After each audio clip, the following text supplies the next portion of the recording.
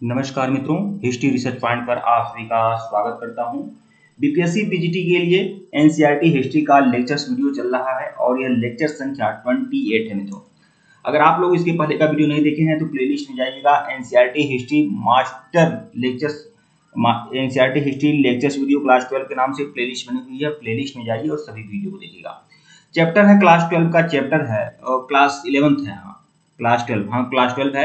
Chapter का नाम है उपनिवेशवाद और देहात। पुस्तक का नाम है भारतीय इतिहास से कुछ विषय भाग 3 उपनिवेशवाद और देहात से संबंधित चैप्टर है आपका एनसीईआरटी हिस्ट्री क्लास 12 का। जो लोग एनसीईआरटी हिस्ट्री का कंप्लीट कोर्स ज्वाइन करना चाहते हैं हमारे ऑफिशियल व्हाट्सएप नंबर पर मैसेज कर सकते हैं। ऑफिशियल व्हाट्सएप नंबर डिस्क्रिप्शन में दिया गया है। यहाँ पर भी हमारा ऑफिशियल व्हाट्सएप नंबर शो हो रहा है 8318397276। ऊपर भी शो हो रहा है। 1499 रुपए का कंप्लीट आपका कोर्स है। इसमें आप लोग को क्लासेस से 12 लेकर 12 तक की पूरी एनसीईआरटी हिस्ट्री का lectures video, master test series, handwritten notes, PPT notes सब कुछ आप लोग को उपलब्ध मिलेगा। तो जहां से खत्म किए थे बस वहीं से शुरू करते हैं। और बहुत ही बढ़िया उपनिवेशवाद और देहात से संबंधित यहाँ का चैप्टर है जो काफी महत्वपूर्ण होने वाला है आप सभी लोग के लिए। आप लोग इसे बिल्कुल अच्छे से देखें। टेलीग्राम बिल्कुल ज्वाइन करेगा, लिंक डिस्क्रिप्शन में दिया गया है।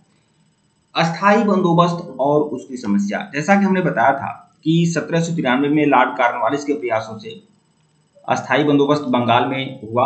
बंगाल, बिहार, उड़ीसा, बनारस और उत्तरी कर्नाटक में अस्थायी बंदोबस्त की शुरुआत हुई। अस्थायी बंदोबस्त को हम इस्तमरारी बंदोबस्त भी कहते हैं, जागीरदारी बंदोबस्त भी कहते हैं। ठीक है। इसमें भूमि का मालिक कौन होता है? जमींदार होता है। तो अस्थायी बंदोबस्त जब बंगाल में, बिहार में, उड़ीसा में, इन सभी जगहों पर अस्थायी बंदोबस्त जब लागू हुआ तो कुछ समस्याएं आई और उसको हम लोग देखेंगे कि कौन कौन सी समस्या उत्पन्न हुई। तो इस्तेमारी बंदोबस्त में सरकार जमींदारों की भूमि का कुछ भाग बेचकर लगान की वसूली कर सकती थी। इस्तेमारी बंदोबस्त में यह भी था कि अगर जमींदार तो भूमि का मालिक है लेकिन जमींदारों का काम है कि लगान वसूल करना, 10/11 भाग कंपनी को देना, 10/11 भाग कंपनी को देना और 1/11 भाग कमीशन के रूप में अपने पास रख लेना। लेकिन जमींदार अगर लगान को नियत समय में सूर्यास्त से पहले, ठीक है, अगर मान लीजिए महीने के 26 तारीख को आपका अस्थायी बंदोबस्त के तहत जमींदार लोगों को ब्रिटिश सरकार को लगान देना है तो सूर्यास्त तक का टाइम दिया जाता था। ठीक है। तो अगर सूर्यास्त तक लगान नहीं दिया गया तो उनका भूमि बेचकर लगान की वसूली कर सकती थी कौन? सरकार। इस्तेमारी बंदोबस्त के बाद बहुत सी जमींदारियां नीलाम की जाने लगी। ठीक है। इसके अनेक कारण थे। तो देखिए पहला कारण क्या है? कंपनी द्वारा निर्धारित प्रारंभिक राजस्व मांगे अत्यधिक ऊंची थी। प्रारंभिक राजस्व मांग जो थी वो बहुत ज्यादा ऊंची थी। कंपनी ने अस्थायी बंदोबस्त किया था, मतलब एक निश्चित रकम आपको साल में देना है।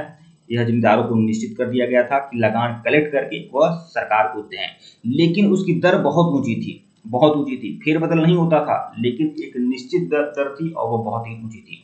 तो कंपनी द्वारा निर्धारित जो राजस्व था वो अत्यधिक ऊंचा था। अस्थायी और इस्तेमारी बंदोबस्त के अंतर्गत राज्य की राजस्व मांग का निर्धारण अस्थायी रूप से किया गया था। इसका तात्पर्य है कि आगामी समय में कृषि में विस्तार और मूल्यों में होने वाली वृद्धि का कोई अतिरिक्त लाभ कंपनी को नहीं मिलेगा। मतलब इसलिए लगान ज्यादा निर्धारित किया गया था। जैसे लगान निर्धारित कर किया गया 10,000, ठीक है, तो जमींदार को देना है किसी मुआवजा से। तो यह है कि लगान जो 10,000 है ये लगभग 10 सालों तक 10,000 वार्षिक ही रहेगा। ठीक है। तो इसमें अगर अतिरिक्त लाभ होता है, अगर किसानी अच्छी होती है, फसल अच्छा होता है तो इसका अतिरिक्त लाभ किसे मिलेगा? जमींदार को मिल जाएगा। ठीक है, जमींदार को मिल जाएगा या फिर क्या बोलते हैं किसानों को मिलेगा। लेकिन इसमें सरकार का विशेष फायदा नहीं होने वाला, कंपनी को विशेष फायदा नहीं है। अतः इस प्रत्याशित हानि को कम से कम करने के लिए कंपनी राजस्व की मांग को ऊंचे स्तर पर बनाए रखना चाहती थी। इसीलिए कंपनी चाहती थी कि हम अस्थायी बंदोबस्त कर रहे हैं तो हम अपनी जो दर है वो ऊंची ही रखें। ठीक है, क्योंकि अगर आगे चलकर कुछ फायदा होता है तो वो तो हमें होने वाला नहीं है। ठीक है। दूसरा देखिएगा, उल्लेखनीय है कि भू राजस्व की ऊंची मांग 1790 की दशक में लागू की गई थी। इस काल में कृषि उत्पादन की कीमतें कम थी, जिससे रैयत के लिए, जब किसानों के लिए जमींदार को उनकी देय राशियां चुकाना मुश्किल था। ठीक है। तो उसमें क्या है, कृषि उत्पाद की कीमत जो थी बहुत कम होती थी। ठीक है। और लगान ज्यादा जमींदारों के द्वारा लगाया जाता था किसानों पर। तो रैयत जो होते थे, किसान जो होते थे, जमींदार को देय राशि चुका नहीं पाते थे। इस प्रकार जमींदार किसानों से राजस्व इकट्ठा नहीं कर पाता था और जब किसान नहीं चुका पाते थे तो किसान जमींदार को नहीं दे पाते थे और जमींदार सरकार को नहीं दे पाता था। तो कंपनी को अपनी निर्धारित धनराशि का भुगतान करने में असमर्थ हो जाता था। ठीक है, इस तरह से जमींदार भी। ठीक है। तीसरा देखिएगा, राजस्व की मांग में परिवर्तन नहीं किया जा सकता था, उत्पादन अधिक हो या बहुत कम, राजस्व का भुगतान ठीक समय पर करना होता था। ठीक है, इस संबंध में सूर्यास्त कानून का अनुसरण किया जाता था। इसका तात्पर्य है कि यदि निश्चित तिथि को सूर्य छिपने तक का भुगतान नहीं किया गया, मतलब सूर्य छिपने तक, सूर्यास्त होने तक अगर निर्धारित लगान का भुगतान जमींदार के द्वारा नहीं किया गया तो जमींदार की जमींदारी क्या हो जाती थी, नीलाम हो जाती थी। इस्तेमरारी, देखिए इस्तेमरारी बंदोबस्त को ही जागीरदारी और स्थायी बंदोबस्त कहते हैं। तो इस्तेमरारी अथवा अस्थायी बंदोबस्त के अंतर्गत जमींदारों के अनेक विशेषाधिकारों को समाप्त कर दिया गया, उनकी सैनिक टुकड़ियों को भंग कर दिया गया। देखिए इस्तेमरारी बंदोबस्त के तहत जो जमींदारों को अपनी छोटी छोटी सैनिक टुकड़ियां होती थी उसको भी भंग कर दिया गया, उनके सीमा शुल्क वसूल करने का अधिकार को भी समाप्त कर दिया गया, उन्हें उनकी स्थानीय न्याय और स्थानीय पुलिस की व्यवस्था करने की शक्ति, जो स्थानीय न्याय और पुलिस की व्यवस्था जमींदार करता था, उससे भी उनको वंचित कर दिया गया। परिणाम स्वरूप अब जमींदार शक्ति प्रयोग द्वारा राजस्व वसूली नहीं कर सकता था। मतलब जमींदार जो है शक्ति प्रयोग करके, अगर मान लीजिए पुलिस ही नहीं है, न्याय व्यवस्था ही नहीं है, तो जमींदार भी किसानों पर शक्ति नहीं बरत सकता था। ठीक है, इससे क्या होता था, राजस्व वसूली भी नहीं अच्छी से हो पाती थी, और जब राजस्व वसूली नहीं हो पाती थी तो जमींदार भी राजस्व चुकता नहीं कर पाता था ब्रिटिश सरकार को। ठीक है, अमेरिकी गृह युद्ध और भारतीय किसानों का प्रभाव। अमेरिका में गृह युद्ध हुआ था, आपको पता है, 1861 से लेकर 1865 के बीच में अमेरिका में गृह युद्ध होता है। ठीक है, 1861 नहीं, शायद हाँ 1700, हाँ 1861 से 1865 के बीच में अमेरिका में गृह युद्ध होता है। और अमेरिका के गृह युद्ध का भारत के किसानों पर, भारत के जो किसान हैं उन पर क्या प्रभाव पड़ा अमेरिकी गृह युद्ध का, ठीक है, उसे देखेंगे। तो देखिए अमेरिकी गृह युद्ध और भारतीय किसानों पर प्रभाव। देखिए अमेरिका में गृह युद्ध 1861 से 1865 के बीच में हुआ। इस गृह युद्ध के दौरान भारत की जो रैयत हैं उनको खूब लाभ हुआ। देखिए जब अमेरिका में गृह युद्ध हो रहा था ना, तो गृह युद्ध होने से वहां पर कपास की पैदावार ज्यादा होती थी अमेरिका में, और गृह युद्ध हो गया तो वह उस कपास का निर्यात कहाँ नहीं हो पाता था, ब्रिटेन के कारखानों में नहीं हो पाता था गृह युद्ध होने के कारण। तो गृह युद्ध होने के कारण जब अमेरिका में गृह युद्ध हो रहा था तो वहां पर क्या बोलते हैं, सिविल वार हो रहे थे अमेरिका में, तो वहां पर कपास की पैदावार ज्यादा होती थी अमेरिका में। ठीक है, तो वहां से कपास ब्रिटेन के कारखानों में नहीं आ पा रहा था। ठीक है, इसकी वजह से ब्रिटेन के कारखाने जो थे किस पर निर्भर हो गए, भारत के कपास पर निर्भर हो गए, और भारत के किसानों ने, भारत के कपास व्यापारियों ने बहुत ज्यादा लाभ कमाया, क्योंकि अब ब्रिटेन के पास केवल भारत ही था जहां से कपास मिल सकता था। ठीक है, तो अमेरिका में गृह युद्ध 1861 से 1865 के बीच में हुआ। इस गृह युद्ध के कारण भारत की रैयतों को खूब लाभ हुआ। कपास की कीमतों में अचानक उछाल आया, क्योंकि इंग्लैंड के उद्योगों को अमेरिका से कपास मिलना बंद हो गया। ठीक है, भारतीय कपास की मांग बढ़ने के कारण कपास उत्पादक रैयत को ऋण की भी समस्या नहीं रही। ठीक है, इस बात का दक्कन के देहाती इलाकों में काफी असर हुआ, दक्षिण भारत के देहाती इलाकों में काफी असर हुआ। दक्कन के गांवों के रैयतों को अचानक असीमित ऋण उपलब्ध होने लगे, तो दक्कन के जो किसान थे उनको अब ऋण भी मिलने लगा, कर्ज भी मिलने लगा, क्योंकि अब उनका कपास जो है बहुत महंगे दाम पर बिक जाता था। ठीक है, उन्हें कपास उगाने वाले प्रत्येक एकड़ की भूमि के लिए, देखिए कपास उगाने वाले जो किसान थे उनको अग्रिम राशि सरकार द्वारा दी जाती थी, व्यापारियों के द्वारा दी जाने लगी। साहूकार भी सबसे ऋण देने के लिए हर समय तैयार रहते थे, और साहूकार भी अब किसानों को ऋण देने के लिए तैयार रहते थे, क्योंकि वह जानते थे कि किसानों को अगर ऋण देंगे तो किसान भारी मात्रा में कपास पैदा करेगा और उस कपास को ऊंचे दर पर बेचेगा और फिर साहूकार को भी ब्याज सहित पैसा लौटाएगा। ठीक है, जिससे रैयतों के जीवन पर भी सकारात्मक प्रभाव पड़ा। तो अमेरिका का गृह युद्ध जो था वो भारत में कपास व्यापारियों के लिए, कपास के किसानों के लिए एक बहुत ही अच्छा साबित हुआ। ठीक है, तीसरा देखिएगा, जब तक अमेरिका में संकट की स्थिति बनी रही तब तक बंबई दक्कन में कपास का उत्पादन बढ़ता गया। ठीक है, 1860 से लेकर 1864 के दौरान कपास उगाने वाले एकड़ों की संख्या कितनी हो गई, 2 गुनी हो गई। अब किसान जो पहले 1 एकड़ में जो जमीन पर कपास उपजाता था, अब ज्यादा जमीन पर कपास उपजाने लगा, क्योंकि कपास बहुत ही ऊंचे दाम पे बिक जाता था। ठीक है, तो 1860 से 64 के दौरान कपास उगाने वाले एकड़ों की संख्या दोगुनी हो गई। 1862 तक स्थिति यह है कि ब्रिटेन में जितना भी कपास का आयात होता था उसका 90% कपास अकेले भारत से आता था। ठीक है, इस तेजी से सभी कपास उत्पादकों को समृद्धि प्राप्त नहीं हो सकी, कुछ धनी किसानों को ही लाभ, मतलब इस कपास का जो उत्पादन हुआ इससे केवल यह अंदाजा लगा कि कुछ धनी किसान ही इसका फायदा उठाए, सभी किसान फायदा नहीं उठा पाए। ठीक है, लेकिन अधिकांश किसान जो है कर्ज के बोझ से और अधिक दब गए। ठीक है। चौथा देखिएगा, जब अमेरिका में गृह युद्ध समाप्त हुआ, देखिए यह तो गृह युद्ध के कारण एक स्वर्णिम अवसर भारत के कपास किसानों को मिला था, लेकिन जब अमेरिका में गृह युद्ध समाप्त हो गया तो स्थिति एकदम उल्टी हो गई, ठीक है। अमेरिका में गृह युद्ध जब समाप्त हो गया तो वहां कपास का उत्पादन फिर से चालू हो गया और ब्रिटेन में भारतीय कपास के निर्यात में गिरावट आती गई। उसके बाद अमेरिका का जो कपास था थोड़ा उत्तम कोटि का था, ठीक है, इसीलिए अमेरिका के कपास का निर्यात अब फिर से होने लगा ब्रिटेन के कारखानों तक। तो ब्रिटेन में भारतीय कपास की निर्यात में गिरावट आती चली गई। परिणाम स्वरूप महाराष्ट्र में निर्यात व्यापारी और साहूकार अब दीर्घावधिक ऋण देने के लिए उत्सुक नहीं रहे। उन्होंने यह देख लिया कि भारतीय कपास की मांग घटती जा रही है और कपास की कीमतों में गिरावट आ रही है, इसलिए उन्होंने अपना कार्य व्यवहार बंद करने और किसानों को अग्रिम राशियां प्रतिबंधित करने और बकाया ऋणों को वापस मांगने का निर्णय लिया कि अब ऋण तो नहीं दिया जाएगा, बल्कि जो ऋण दिया गया है अब उसकी भी वसूली की जाएगी, ठीक है। किसानों के इतिहास का सरकारी स्रोत, हम जानते हैं कि किसी भी कालखंड का अगर इतिहास हम लोग देखेंगे तो हमें केवल राजे रजवाड़े राजमहल या राजवंशों के इतिहास के बारे में जानकारी होती है, लेकिन किसी भी कालखंड में हमें किसानों के इतिहास की जानकारी नहीं मिलती है। लेकिन आधुनिक भारत में जो किसान आंदोलन हुए और किसानों की जो दुर्दशा होती थी, किसानों का जो भी प्रगति होता था या पतन होता था, तो उसके बारे में जो सरकारी स्रोत है उसको देखेंगे तो किसानों के इतिहासों का सरकारी स्रोत क्या है, ठीक है। इतिहास के पुनर्निर्माण में सरकारी स्रोत, देखिए सरकारी स्रोत क्या है, मतलब किसानों के बारे में कहाँ से जानकारी प्राप्त की जाती है मॉडर्न इंडिया में। तो इतिहास के पुनर्निर्माण में सरकारी स्रोत जैसे राजस्व अभिलेख, सरकार द्वारा नियुक्त, देखिए राजस्व अभिलेखों से किसानों के बारे में जानकारी मिलती है। सरकार द्वारा नियुक्त सर्वेक्षणकर्ताओं की जो सरकार द्वारा सर्वेक्षणकर्ता थे, नियुक्त सर्वेक्षणकर्ता थे, उनकी रिपोर्ट से भी किसानों के बारे में जानकारी मिलती है। पत्रिकाओं आदि का महत्वपूर्ण स्थान है, परंतु किसानों का इतिहास लिखने में सरकारी स्रोतों का प्रयोग करते समय लेखक को निम्न समस्याओं का सामना करना पड़ता था, ठीक है। तो लेखक जो होते थे, देखिए लेखक आमतौर पर सरकारी होते थे, तो वह अगर किसानों का इतिहास लिखेंगे, जैसे मान लीजिए किसी भी किसान आंदोलन के बारे में अगर कोई सरकारी लेखक, सरकारी सर्वेक्षणकर्ता या सरकार द्वारा नियुक्त कोई भी अधिकारी कर्मचारी अपना रिपोर्ट तैयार करेगा तो वह एक पक्षी ही होगा, ठीक है।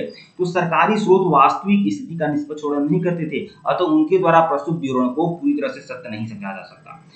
सरकारी स्रोत विभिन्न घटनाओं के संबंध में किसी न किसी रूप में सरकारी दृष्टिकोण और अभिप्रायों का विवरण सरकारी दृष्टिकोण से करते थे, मतलब सरकार का पक्ष लेते थे, ठीक है, सरकारी स्रोत, और लेंगे भी, बिल्कुल लेंगे, ठीक है। सरकारी स्रोतों की सहानुभूति प्रत्यक्ष और अप्रत्यक्ष रूप से सरकार के प्रति ही होती थी। सरकारी स्रोत किसी न किसी रूप में पीड़ितों के स्थान पर सरकार के ही हितों के समर्थक होते थे। उदाहरणार्थ दक्कन दंगा आयोग, देखिए दक्कन दंगा आयोग, दक्कन में दंगा फैला हुआ था किसानों का, उसमें दक्कन दंगा आयोग सरकार के द्वारा आयोग बनाया गया था। तो उसमें नियुक्त जो विशेष रूप से यह ज्ञात करने के लिए किया गया था कि सरकारी राजस्व की मांग का विद्रोह के प्रारंभ में क्या योगदान था, अथवा क्या किसान राजस्व की ऊंची दर के कारण विद्रोह उतारी हो गए थे। तो यहाँ दक्कन में दंगा हुआ था, तो दक्कन दंगा आयोग बना, किसानों का आंदोलन था। आयोग ने समस्त जांच पड़ताल करने के बाद जो रिपोर्ट प्रस्तुत की उसमें विद्रोह का प्रमुख कारण, देखिए दक्कन दंगा आयोग बना, दक्कन में जो किसान आंदोलन हुआ था, तो इसमें जो आयोग बना और उसने आयोग ने जो रिपोर्ट जारी किया उसमें उसने बताया कि विद्रोह का प्रमुख कारण क्या है, ऋणदाताओं और साहूकारों को बताया गया। विद्रोह इस क्यों हुए, ऋणदाताओं के कारण हुए और साहूकारों के द्वारा हुए। रिपोर्ट में स्पष्ट रूप से यह बताया गया कि सरकारी मांग और किसानों की उत्तेजना या क्रोध का कारण बिल्कुल नहीं थी। सरकारी मांग जो थी वह सरकार जिम्मेदार नहीं है किसानों की उत्तेजना और क्रोध का। किंतु आयोग इस प्रकार की टिप्पणी करते हुए यह भूल गया कि आखिर किसान साहूकारों की शरण में जाते क्यों थे। वास्तव में सरकार द्वारा निर्धारित भू राजस्व की दर इतनी अधिक थी, लेकिन सरकार बहुत ज्यादा मात्रा में बहुत ऊंची दर पर लगान निर्धारित की थी, तो किसान जो थे लगान देने के लिए साहूकारों के चंगुल में फंस गए, ठीक है। एवं वसूली के तरीके इतने कठोर थे, किसान को व्यवस्थापूर्वक साहूकारों की शरण में जाना ही पड़ता था। इसका स्पष्ट तात्पर्य है कि औपनिवेशिक सरकार जनता में व्याप्त असंतोष और रोष के लिए स्वयं को उत्तरदायी मानने के लिए तैयार नहीं थी। मतलब औपनिवेशिक सरकार जो थी, जो अपनी रिपोर्ट जारी करती थी, उसमें यही बताती थी कि भाई इसमें सरकार जिम्मेदार नहीं है, ब्रिटिश सरकार जिम्मेदार नहीं है, या साहूकार और जो लेन देन करने वाले हैं वह जिम्मेदार है, किसान जिम्मेदार है, ठीक है, ये बात है।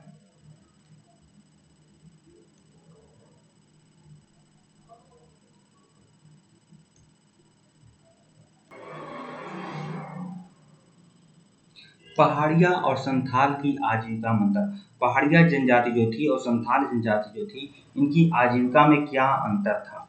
तो पहाड़िया और संथाल की आजीविका में अंतर। पहली बात तो बता दूं, संथाल जो जनजाति थी, इसका जो चिन्ह था, सिंबल था, वह हल था, और पहाड़िया जनजाति की जो चिन्ह था वह कुदाल था। तो पिछली परीक्षा में यह प्रश्न पूछा हुआ था, आप लोग ध्यान रखिएगा। आप लोग पहाड़िया और संथाल की आजीविका में अंतर, मतलब किस तरह से यह दोनों लोगों की आजीविका चलती थी। पहाड़िया लोग झूम खेती करते थे, मतलब स्थान बदलकर जंगलों के उत्पाद, जंगलों को जलाकर वह खेती करते हैं पहाड़िया जाति के लोग। तो पहाड़िया लोग झूम खेती करते थे, जंगल के उत्पादों से अपना जीविकापार्जन करते थे, और जंगल के छोटे से भाग झाड़ियों को काटकर और घास फूस को जलाकर भी जमीन साफ कर लेते थे, और राख की पोटास से जमीन पर्याप्त उपजाऊ बन जाती थी। पहाड़िया लोग उस जमीन पर अपने खाने के लिए विभिन्न प्रकार के अनाज उपजाते थे। इस प्रकार वे अपनी आजीविका के लिए जंगलों और चारागाहों पर निर्भर थे। किंतु संथाल अपेक्षा अधिक इस तरह से झूम खेती करने वाले जो थे वो पहाड़िया जात के लोग थे। ठीक है, संथाल क्या करते थे, संथाल अपेक्षाकृत अस्थायी कृषि करते थे। ये परिश्रमी थे और उन्हें खेती की समझ थी, इसलिए जमींदार लोग उन्हें नई भूमि निकालने के लिए, खेती करने के लिए मजदूर करते थे। देखिए, पहाड़िया लोग झूम खेती करते थे, जंगलों के उत्पादों को जलाकर, घास फूस को जलाकर वे खेती करते थे। फिर उसके बाद उसी राख से, मतलब उस जमीन को उपजाऊ बना लेते थे, खेती करते थे, 2-4 साल खेती करते थे, फिर उस जमीन को छोड़ देते थे, फिर कहीं और जमीन तलाशते थे, जंगल को फिर काट कर या घास फूस को जलाकर फिर खेती करते थे। इस तरह से झूम खेती होती है, जो स्थान बदल के होती है। जबकि जो संथाल जाति के लोग थे, यह अस्थायी खेती करते थे, अस्थायी कृषि करते थे। ठीक है, मतलब यह एक और खेती की समझ होती थी, एक तरह से खेतिहर लोग थे। ठीक है, इसीलिए जमींदार लोग जो नई भूमि अगर निकालते थे, नया भूमि अगर जमींदार खेती योग्य बनवाना चाहता था, तो वह पहले संथालों से ही खेती करवाता था। ठीक है, पहाड़िया लोगों की खेती कुदाल पर आधारित थी। पहाड़िया जाति की जो खेती थी वह कुदाल पर आधारित थी। ये राजमहल की पहाड़ियों के इर्द गिर्द रहते थे, ये हल हाथ लगाना पाप समझते थे। देखिए, पहाड़िया लोग जो थे, इनकी खेती कुदाल पर आधारित थी, मतलब कुदाल इनका सिंबल था। ठीक है, और ये हल को हाथ लगाना पाप समझते थे। ठीक है, और हल किसका सिंबल था, संथालों का था। वहीं दूसरी ओर संथाल हल की खेती यानी अस्थायी कृषि सीख रहे थे। ये गुजारिया पहाड़ियों की तलहटी में रहने वाले लोग थे। ठीक है, पहाड़िया लोगों का कृषि के अतिरिक्त शिकार, देखिए पहाड़ी लोग क्या करते थे, झूम खेती भी करते थे, और कृषि के अतिरिक्त जब क्या करते थे, शिकार करते थे, या जंगलों के उत्पाद जो होते थे, यही उनकी आजीविका के साधन थे। ये काठ कोयला बनाने के लिए जंगल की लकड़ियां एकत्रित करते थे, जंगल की लकड़ियों को हल्का फुल्का जलाकर काठ कोयला बनाते थे। खाने के लिए महुआ नामक पौधे के फूल एकत्र करते थे, जंगल से रेशम के कीड़े के बोया एकत्रित करके बेचते थे। किंतु संथाल लोगों के जमींदार या तो मतलब कि इस तरह से अपना आजीविका चलाते थे। पहाड़िया लोग जंगल के उत्पादों पर निर्भर थे। ठीक है, जबकि संथाल जो थे वह संथाल लोगों के जमींदारों और व्यापारियों के साथ संबंध प्राय मैत्रीपूर्ण थे। संथाल लोगों का किससे संबंध था, जमींदारों और व्यापारियों के साथ था। ये व्यापारियों एवं साहूकारों के साथ लेन देन भी करते थे। वहीं दूसरी ओर खानाबदोश जीवन को छोड़कर अब यह अस्थायी रूप से बच गए थे, कौन, संथाल। ठीक है, और अस्थायी रूप से यह खेती करने लगे थे, वाणिज्यिक फसलों को भी यह उगाने लगे थे। परिणाम स्वरूप इनकी आर्थिक स्थिति उन्नत होने लगी और ये व्यापारियों और साहूकारों के साथ लेन देन भी करने लगे। ठीक है, संथाल विद्रोह के कारण, संथाल विद्रोह हुआ क्यों, कब हुआ था, देखिए 1855-56 में संथाल विद्रोह होता है। ठीक है, 55-56 में। ठीक है, तो संथाल विद्रोह के कारण क्या है, तो देख लीजिए इसे। संथाल विद्रोह आदिवासी विद्रोहों में सबसे शक्तिशाली और महत्वपूर्ण माना जाता है। इसका विद्रोह 30 जून 1855 में हुआ और 1856 के अंत तक इसका दमन कर दिया गया। इसे हल आंदोलन के नाम से जाना जाता है। यह मुख्य रूप से भागलपुर से लेकर, देखिए संथाल विद्रोह कहाँ हुआ था, भागलपुर से लेकर राजमहल क्षेत्र के बीच में केंद्रित था। भागलपुर से लेकर राजमहल तक संथाल विद्रोह होता है। इस क्षेत्र को दामिनी कोह के नाम से जाना जाता है। संथाल शांतिप्रिय और विनम्र लोग थे, जो आरंभ में मानभूम, बड़ा भूम, हजारीबाग, मिदनापुर, बांकुड़ा और बीरभूम प्रदेश में रहते थे। ठीक है, यहाँ वहाँ की भूमि पर खेती करते थे, मतलब भागलपुर, हजारीबाग, मिदनापुर, बांकुड़ा और बीरभूम तक यह रहते थे। ठीक है, अस्थायी भूमि बंदोबस्त व्यवस्था लागू हो जाने के कारण संथालों की भूमि छीनकर जमींदारों को दे दिया गया था। जमींदारों की अत्यधिक उपज मांग के कारण इन लोगों को अपनी पैतृक भूमि छोड़कर राजमहल की पहाड़ियों के पास बसना पड़ा। ठीक है, वहां पर कड़े परिश्रम से इन लोगों ने जंगल को काटकर भूमि कृषि जो, अब देखिए अब यहाँ पर इनकी भूमि जमींदारों को दे दिया गया, और फिर संथाल जो थे परिश्रमी थे, तो इन्होंने फिर जंगलों को काटकर भूमि कृषि योग्य बनाया। जमींदारों ने इस उस भूमि पर भी अपना दावा कर दिया। सरकार ने भी जमींदारों का समर्थन कर दिया। संथालों को उनकी जमीन से बेदखल कर दिया गया। जमींदार इनका शोषण करने लगे। अंग्रेज अधिकारी जमींदारों का साथ देने लगे। अतः अधिकारियों, जमींदारों और साहूकारों के विरोध से सिद्धू और कान्हू, देखिए संथाल विद्रोह का नेतृत्व करने वाले कौन थे? सिद्धू और कान्हू नामक दो भाई थे। और 30 जून 1855 में भोगनाडीह नामक स्थान पर 6000 से अधिक, देखिए कौन स्थान था? भोगनाडीह नामक स्थान पर 6000 से अधिक आदिवासी संगठित हुए और विदेशी शासन के प्रति विद्रोह कर दिया। यह स्थान ध्यान रखिएगा, भोगनाडीह, 30 जून 1855 को। ठीक है, तो संथाल विद्रोह के तात्कालिक कारण क्या थे? यहाँ देख लेंगे। सरकार द्वारा भागलपुर से वर्धमान के बीच में रेल बिछाने के लिए काम में संथालों से बेगारी करवाना, मतलब संथालों से बेगारी करवाया जाता था। जबरदस्ती भागलपुर से वर्धमान तक रेल बिछाया गया, रेल लाइन बिछाया जा रहा था, तो उसमें संथालों से बेगारी करवाया जा रहा था। संथालों की मुसीबत उस समय और बढ़ गई जब सरकार ने भागलपुर वर्धमान रेल परियोजना के तहत रेल बिछाने के लिए कामों में संथालों को बड़ी संख्या में बेकार करने के लिए मजबूर कर दिया। जिन लोगों ने ऐसा करने के लिए इनकार कर दिया उन्हें कोड़ों से पीटा गया। संथालों ने इसका प्रतिहार करने का निश्चय किया। इन्होंने रेलवे ठेकेदारों के ऊपर हमले किए और रेल परियोजना में लगे अधिकारियों और इंजीनियरों के तंबू को उखाड़ दिया। ठीक है, संथाल विद्रोह के परिणाम क्या हुए? संथालों ने कंपनी के राज्य की समाप्ति और अपने सूबेदार के राज्य का प्रारंभ की घोषणा कर दी। ठीक है, सरकार ने विद्रोह को दबाने के लिए सैनिक कार्रवाई प्रारंभ कर दी। विद्रोह प्रभावित क्षेत्रों में मार्शल लॉ लागू कर दिया। सिद्धू और कान्हू को पकड़ने के लिए 10,000 रुपए का इनाम घोषित कर दिया गया, क्योंकि यही लोग नेता थे संथाल विद्रोह के, सिद्धू और कान्हू। संथाल क्षेत्र को अलग नॉन रेगुलेशन जिला घोषित किया गया, जिसे संथाल परगना नाम दिया गया। ठीक है मित्रों, वीडियो को लाइक और चैनल को सब्सक्राइब करेगा, टेलीग्राम को बिल्कुल ज्वाइन करेगा, लिंक डिस्क्रिप्शन में दिया गया है। अगर इसके पहले का वीडियो नहीं देखे हैं, प्लेलिस्ट में जाइएगा, NCERT history lectures video class 12 के नाम से प्लेलिस्ट बनी हुई है, प्लेलिस्ट में जाइएगा और सभी वीडियो देखिएगा। 8318397276 हमारा ऑफिशियल व्हाट्सएप नंबर है। फोन पे, पेटीएम नंबर, गूगल पे यही नंबर है। पेमेंट के साथ भेजिएगा। केवल 1499 रुपये में एनसीईआरटी हिस्ट्री का कंप्लीट कोर्स आप लोग को मिलेगा, बीपीएससी, टीजीटी, पीजीटी के लिए, डीएसएसपी, टीजीटी, पीजीटी के लिए। ठीक है मित्रों, धन्यवाद आप लोग।